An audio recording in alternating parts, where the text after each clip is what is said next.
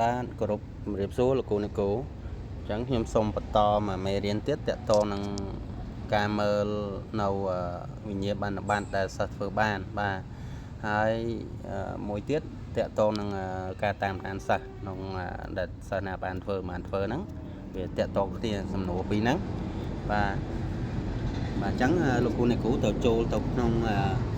ប្រព័ន្ធ PLP ទាំងអស់គ្នាបាទនេះឧទាហរណ៍ខ្ញុំចូលឡុកចូលរបស់គ្រូណាទី31បាទអញ្ចឹងយើងតាមដានសិស្សដែលបានធ្វើបាទអញ្ចឹងជ្រើសមុខជាមកបាទអញ្ចឹងក្នុងករណីតាមដានយើងចុចកន្លែងនេះបាទយើងមិនបាច់ចុចកន្លែងមុខជាក៏បានលោកគ្រូចុចកន្លែងត្រី3នេះលោកគ្រូអ្នកគ្រូបាទកន្លែងត្រី3នេះបាទហើយលោកគ្រូយកពាក្យតាមដានបាទចុចកន្លែងពាក្យតាមដានបាទចុចកន្លែងពាក្យតាមដានអញ្ចឹងលោកគ្រូអ្នកគ្រូប្រកាសជាអត់មានឃើញអីទេអញ្ចឹងឃើញតែប៉ុណ្្នេះទេអញ្ចឹងលោកគ្រូអ្នកគ្រូត្រូវកុំភ្លេចមើលកន្លែងនេះមួយទៀតកន្លែងឈ្មោះនេះបាទកន្លែង3កក្រោមនេះបាទកន្លែងឈ្មោះហេងសុកអានហ្នឹងគឺជាឈ្មោះគ្រូអញ្ចឹងដើម្បីតាមដានសិស្សយើងត្រូវចុចកន្លែងហ្នឹងយកពាក្យថាទាំងអស់បាទទាំងអស់កូនសិស្សនឹងបង្ហាញឈ្មោះនៅខាងក្រោមនេះបាទនៅខាងក្រោមនេះគឺបង្ហាញទាំងអស់បាទនេះដោយសារខ្ញុំធ្វើក្នុងទូរស័ព្ទដៃអញ្ចឹងគឺវារៀងទំហំតូចអញ្ចឹងបង្ហាញនៅក្នុងនេះទាំងអស់បាទក្នុងបង្ហាញនេះទាំងអស់មួយកូនសិស្ស50នាក់បាទអ្នកអញ្ចឹងទៅជាក់ស្ដែងបាទតាមលេខរៀងវាយើងអាចជ្រើសបានឡើយនេះឲ្យវាចង់ឲ្យសូប្រមាណ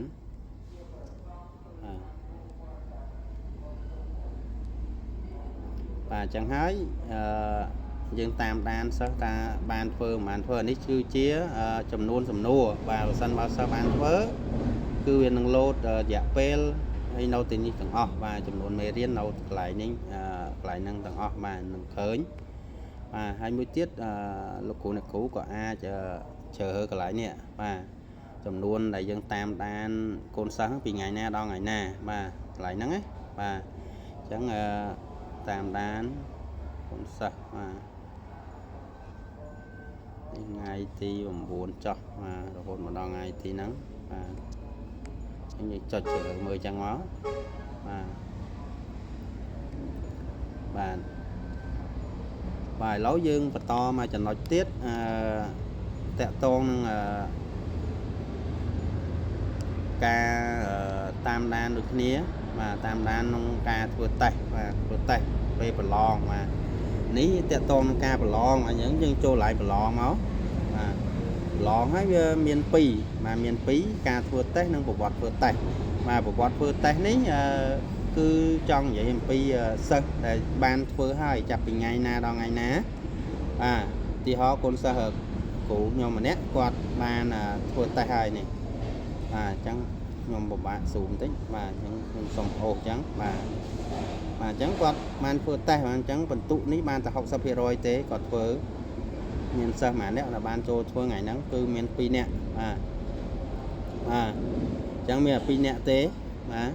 អញ្ចឹងបន្ទុក60អញ្ចឹង 60% អត់បានវិញ្ញាបនបត្រទេបាទបានអត់បានទេគឺនៅកន្លែងនេះមុខកន្លែងសញ្ញារិញរួមមុខកញ្ចក់នេះខាងមុខហ្នឹងគឺ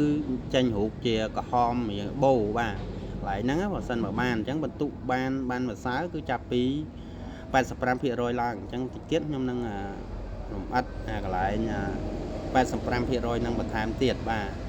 ហើយតកតងនឹងការធ្វើតេស្តមួយនេះចំណុចមួយនេះគឺយើងចូលកន្លែងហ្នឹងក៏បានដែរប្រឡងប្រចាំខែសិនមកឡាលោកគ្រូមាន tablet មានសិស្សមានទូរស័ព្ទអីអាចអនុវត្តបានចូលកន្លែងតេស្តហ្នឹងមកហើយជ្រើសមុខវិជ្ជាគណិតឬក៏ខ្មែរអីហើយជ្រើសថ្នាក់បាទ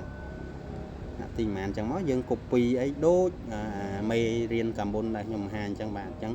លោកគ្រូអ្នកគ្រូខ្ញុំសូមបញ្ចប់តែប៉ុណ្្នឹងតាមដានចាំចូលមើលកន្លែងមេរៀនបន្តទៀតមួយទៀតតកតងនឹងវិញ្ញាបនបត្របាទអញ្ចឹងអរគុណច្រើនលោកគ្រូអ្នកគ្រូដើម្បីកុំឲ្យវាវែងហើយវាពិបាកអាប់ឡូតចូលបាទអរគុណលោកគ្រូអ្នកគ្រូ